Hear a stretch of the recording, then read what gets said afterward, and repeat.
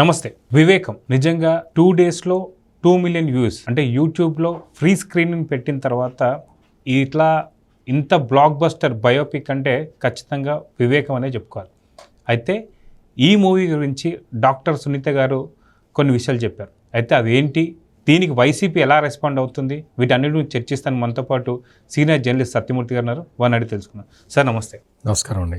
Sir, వివేకం అనే ఆ బయోపిక్ మాత్రం నిజంగా 2 డేస్లో 2 మిలియన్ వ్యూస్ అనేది అసలుకి ఫ్రీ స్క్రీనింగ్ పెట్టేసరికి పెద్ద బ్లాక్ బస్టర్ కింద క్రియేట్ అయిపోయింది.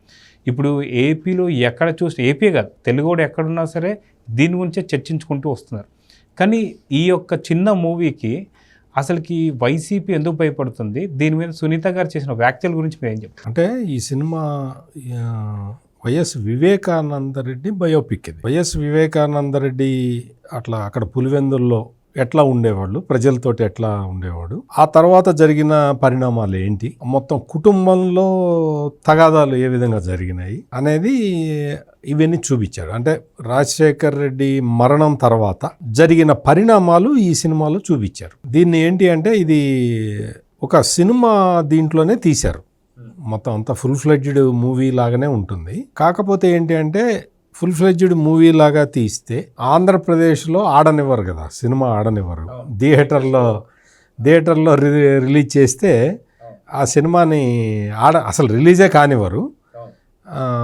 మనం చూసాం కదా చాలా సందర్భాల్లో. వెళ్ళిన సినిమాలే 5 రూపాయలకి లాగా పెట్టారు. ఇంక ఇలాంటి సినిమా అంటే అసలు ఆడని కూడా ఆడనివ్వరు. మనం అమరావతి రాజధాని మీద ఒక సినిమా వచ్చింది, రాజధాని ఫైల్స్ అని.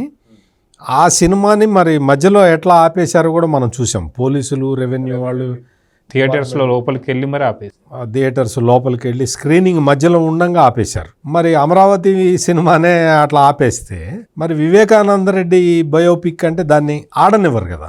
సొంత ఫ్యామిలీలోనే జరిగింది కాబట్టి జరిగింది. అదంతా కూడా ఒక రియల్ స్టోరీ. బయోపిక్ అంటే అదే కదా. ఇది ఏంటి అంటే ఈ బయోపిక్ని సిబిఐ ఛార్జ్ షీట్ ఆధారంగా తీసామని చెప్పారు. అక్కడ అందులోనే స్క్రీన్ మీద పడుతుంది. అవును, చూసి based on CBI charge sheet అని చెప్పి వాళ్ళు క్లియర్ కట్గా వేశారనమాట. సో సిబిఐ ఛార్జ్ షీట్లో వివేకానందరెడ్డి మర్డర్ జరిగిన తర్వాత సిబిఐ ఛార్జ్ షీట్లో ఏ అయితే అంశాలు ఉన్నాయో ఆ అంశాలనే ఈ సినిమాగా తీసామని చెప్పి వాళ్ళు చెప్పారు. అందుకనే దీనికి వైఎస్ వివేకానందరెడ్డి కూతురు సునీతారెడ్డికి ఈ సినిమా కొంచెం అంటే రియలిస్టిక్గా తీశారు అన్న ఫీలింగ్ వచ్చినట్టున్నది. అంటే ఇది సినిమా రిలీజ్ అయ్యి కూడా చాలా రోజులు అయింది. ఇప్పుడు ఆమె రియాక్షన్ ఇచ్చింది అంటే బహుశా ఆమె సినిమా చూసి ఉంటుంది. ఆ సినిమా నేను కూడా చూశాను. నేను కూడా చాలా రియలిస్టిక్గా అక్కడ పులివెందుల్లో వైఎస్ వివేకానందరెడ్డిని ఏ విధంగా ప్రజలు ఆదరించేవాళ్ళు, ఆయన ఏ విధంగా రాజకీయం ఆయన చేశాడు అనేది అందులో చూపించారు క్లియర్ కట్గా. ఎప్పుడైతే జగన్మోహన్ రెడ్డి కాంగ్రెస్ పార్టీ నుంచి డివైడ్ అయిపోయి సొంత పార్టీ పెడదామని నిర్ణయం తీసుకున్నాడో అప్పుడు ఏం జరిగిందనేది కూడా చూపించాడు.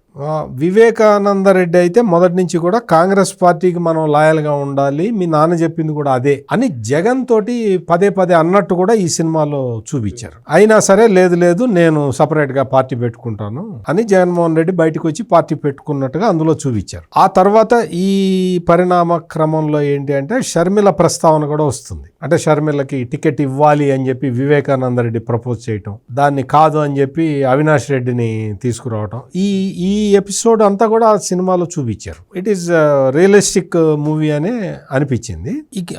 ఇదే సినిమాలో మొత్తం అంటే ఆ క్రమంలో ఏం చేశారు అంటే వివేకానందరెడ్డి మర్డర్ ఎట్లా జరిగింది, ఎందుకు జరిగింది, ఎవరు చంపారు, ఎలా చంపారు అనేది కూడా ఇందులో క్లియర్ కట్ గా చూపించారు. మొత్తం పేర్లు ఇవన్నీ కూడా కొంచెం వాస్తవ నేమ్ పేర్లే వాడారనమాట. అందులో అదొక కాంట్రవర్సీ ఉంటుంది. ఎక్కడా కూడా సినిమాలో సినిమాటిక్ లిబర్టీస్ కొన్ని ఉంటాయి. అంటే ఎంత బయోపిక్ అయినా కానీ అందులో కొంత సినిమాటిక్ లిబర్టీ తీసుకుంటారు. అంటే ప్రజల్ని కన్విన్స్ చేయటానికో, వాళ్ళు చెప్పదలుచుకున్న పాయింట్ని ఎస్టాబ్లిష్ చేయటానికో కొంత యాడ్ చేస్తుంటారు, కొంత ఎగ్జాగరేట్ చేయొచ్చు, లేదు కొంత డౌన్ ప్లే చేయొచ్చు. బట్ ఈ వివేకం సినిమాలో మాత్రం అటువంటి డౌన్ ప్లే లేదు, అటువంటి ఎగ్జాగరేషన్ లేదనమాట. రియలిస్టిక్గా ఏ క్యారెక్టర్ ఎట్లా ఉంటుందో అట్లా తీశారు. ఇది అంటే ఇంత మీరు చెప్పినట్టు ఇంత హిట్ కావటం అనేది ఎవరు ఊహించని విషయం. చాలా మంది ఊహించలే, ఎక్స్పెక్ట్ చేయలే. అంటే అసలు ఈ తరహాలో సినిమా తీస్తారు అనే ఎవరు ఎక్స్పెక్ట్ చేయలేదు. ఈ చిత్రంలో నటించిందంతా కూడా, అంటే నేను విన్నది ఏంటంటే వాళ్ళందరూ కూడా కన్నడ యాక్టర్లని విన్నాను నేను. బట్ వాళ్ళు ఏంటంటే ముఖ కవళికలు కూడా చాలా దగ్గరగా ఉన్నాయి. ఇప్పుడు మనకి ఇటువంటి సినిమాలు, రాజకీయ చిత్రాలు మనకి అనుభవమే, తెలుగు ప్రేక్షకులందరికీ కూడా అనుభవమే. మనం చూసాం అంతకు ముందర రామ్ గోపాల్ వర్మ అనే డైరెక్టర్ సినిమాలు తీస్తూ ఉంటాడు. వ్యూహం, శపథం, ఇలాంటి చాలా ఏదో రకరకాల చెత్త పేర్లు అవి. ఆ పేర్లతోటి సినిమాలు తీస్తాడు. ఆ సినిమాలలో చంద్రబాబు నాయుడిని పోలిన వ్యక్తిని తీసుకొచ్చి చంద్రబాబు నాయుడిని విలన్ లాగా చూపించాడు ఇప్పటికే చాలా సినిమాల్లో. పవన్ కళ్యాణ్ పోలిన వ్యక్తిని తీసుకొచ్చి పవన్ కళ్యాణ్ని విలన్ లాగా చూపిస్తాడు. చంద్రబాబు పవన్ కళ్యాణ్ కలిసి రాజకీయాలు చేసినట్టు ఆ రిజంబులెన్స్ ఉన్న క్యారెక్టర్లను దగ్గర పెట్టి సినిమా తీస్తాడు. ఇది అట్లా కాదు. ఇదేంటంటే వాళ్ళు సహజంగానే నటించారు. వాళ్ళు ఈ క్యారెక్టర్కి సంబంధించి ఫిట్ ఇన్ అయ్యే వాళ్ళని తీసుకొచ్చారు. అంటే కొన్ని క్యారెక్టర్లు కలవలేదు. వివేకానంద రెడ్డి ఫేస్ కట్స్ తోటి ఆ క్యారెక్టర్ కలిసింది. విజయలక్ష్మి క్యారెక్టర్ కలవలేదు, ఫేస్ కలవలేదు. షర్మిల ఫేస్ కూడా కలవలేదు. సునీత ఫేస్ కూడా కలవలేదు. ఇంకా మిగిలినవి అంటే ఈ అవినాష్ రెడ్డి క్యారెక్టర్ అవి కూడా ఉన్నాయి. భాస్కర్ రెడ్డి క్యారెక్టర్ కూడా ఉంది. కొంచెం పోలికలు ఉంటాయి కానీ బట్ అది పెద్ద ఇదిలోకి రాదు. అంటే ఈ సినిమా తీసిన వ్యక్తి ఆ క్యారెక్టర్ని చూపించాలనుకున్నాడు తప్ప కరెక్ట్గా పోలికలు ఉన్నవాడిని తెచ్చి అదేదో ప్రజల్ని మోసం చేద్దామన్న ఇది ఇందులో కనపడలేదు. మీకు రామ్ గోపాల్ వర్మ చంద్రబాబు నాయుడు గెటప్లో అదే పోలికలతో ఉన్న మనిషిని పెట్టడం ఎందుకు అంటే ప్రేక్షకుల్ని ఒక రకంగా మోసం చేయటం, అటువైపు తీసుకెళ్ళాలి అని. ఇందులో ఆ ప్రయత్నం ఏం చేయలేదు దర్శకుడు. మామూలు సహజంగానే వాళ్ళు కన్నడ నటులు. ఒక్క వివేకానంద రెడ్డి ఫేస్ మాత్రం దాదాపుగా దగ్గరగా ఉంది. మిగిలినవన్నీ డిఫరెంట్గా ఉన్నా కానీ మనకు చూడంగానే అర్థమైపోతుంది ఈ క్యారెక్టర్ ఇది, ఈ క్యారెక్టర్ ఇది అని. సో ఆ తరహాలో తీసుకొచ్చాడు. ఇది మర్డర్ ఎందుకు జరిగింది అనేది కూడా ప్రధానంగా చూపించారు. ఇది ఖచ్చితంగా జగన్మోహన్ రెడ్డికి అయితే ఈ సినిమా నచ్చదు. ఎందుకు అంటే ఈ సినిమాలో ఏదో జగన్మోహన్ రెడ్డి క్యారెక్టర్ ఉంది కానీ దీనికి సంబంధించి ఏమీ లేదు. బట్ ఏంటి అంటే సినిమా చూడంగానే మర్డర్ ఎవరు చేశారు, ఎందుకు చేశారు అనేది క్లియర్ కట్గా తెలిసిపోతుంది. జగన్మోహన్ రెడ్డికి సంబంధించిన వాళ్ళకి ఇది నచ్చదు, ఖచ్చితంగా ఇది నచ్చదు. నేను ఏదో 2-3 చోట్ల చూపించాను, మన వాళ్ళు ఎవరో చూపించారు. ఆ జర్నలిస్ట్ సాయి అనే ఒక అతను ఉంటాడు. అతను చెప్తూ ఉన్నాడు, జగన్మోహన్ రెడ్డి వచ్చే ఎన్నికల్లో గెలిచినా ఓడిపోయినా కానీ ఈ సినిమా తీసిన వాళ్ళనైతే వదలడు అని చెప్తున్నాడు. మరి జర్నలిస్ట్ సాయి మరి ఇట్లా ప్రచారం ఎందుకు చేస్తున్నాడో నాకు తెలియదు కానీ ఈ సినిమా తీసిన వాళ్ళని మాత్రం జగన్మోహన్ రెడ్డి వదలడు. అంటే ఇది డైరెక్ట్గా వైఎస్ఆర్సీపీ అఫీషియల్ నుంచే ఇన్ఫర్మేషన్ వస్తాయని ఇంత ధైర్యం ఎవరు చేయరు.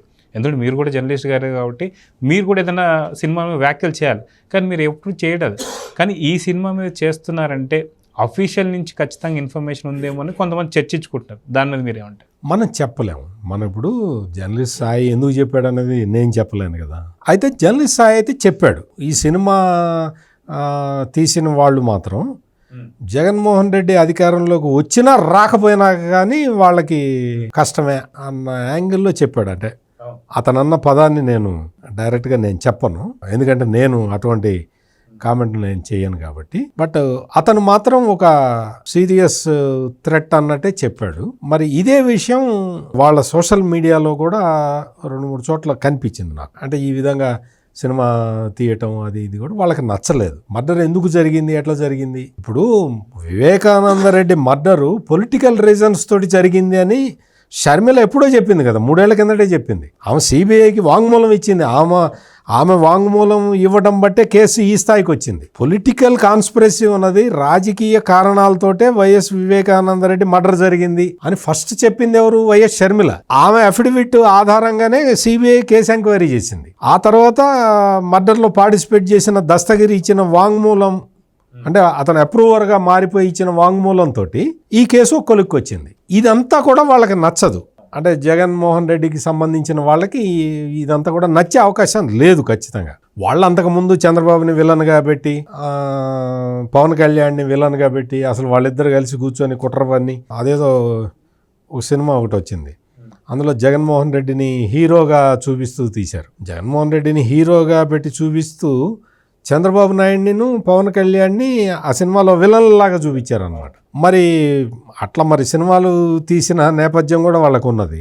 వాళ్ళని ఎవరు కూడా థ్రెట్ చేయలేదు. అంటే మీకు చాలా సీరియస్ కాన్సిక్వెన్సెస్ ఉంటాయి, మేము అధికారంలోకి వస్తే రామ్ గోపాల్ వర్మకి కష్టము, ఇటువంటివి చెప్పలేదు మరి ఎవరు ఇప్పటివరకు అయితే వినలేదు. బట్ వివేకం సినిమాకి సంబంధించినంత మాత్రం దానికి సంబంధించినంత వరకు ఈ థ్రెట్స్ అయితే వినపడుతూ ఉన్నాయి. మరి బహుశా ఆ సినిమా తీసిన వాళ్ళకు కూడా విషయం కూడా ఈ థ్రెట్స్ తెలిసి ఉంటాయి. కానీ అసలు ఈ థ్రెట్స్ ఎందుకు ఇస్తున్నారు అనేది కూడా కొంచెం ఎంక్వైరీ చేస్తే బాగుంటుంది. ఎందుకు ఇస్తున్నారు, ఈ విధంగా థ్రెట్స్ ఎందుకు చేస్తారు? అయితే దీని మీద సునీత గారు కూడా నిజంగానే వాస్తవానికి చాలా దగ్గరగా ఉందని కూడా అన్నారు. దాని నుంచి మీరు అంటే సిబిఐ ఛార్జ్ షీట్ ప్రకారం తీశారు కాబట్టి సహజంగానే సునీతకి నచ్చవచ్చు. ఇందులో వివేకానంద రెడ్డి క్యారెక్టర్ని బాగా ఎక్స్ప్లెయిన్ చేసి చెప్పారు. అంటే ప్రజలతోటి ఏ విధంగా సంబంధాలతో ఉంటాడు, ప్రజలతోటి ఏ విధమైన సంబంధాలతోటి, అంటే రేర్గా చూస్తుంటాం అటువంటి నాయకుల్ని. ఆ రేర్ క్యారెక్టర్ ఉంది కాబట్టి బాగా చూసేవాళ్ళకు కూడా బాగా నచ్చింది. అదేవిధంగా సునీత కూడా నచ్చి ఉంటుంది. చూద్దాం సార్, మొత్తానికి ఈ సినిమాకి సంబంధించి ఇంత చిన్న సినిమాని ఇంత పెద్ద వివాదాన్ని తీసుకొస్తున్నారు వైసీపీ. సో చూద్దాం ఏం జరగబోతుందో. నమస్తే.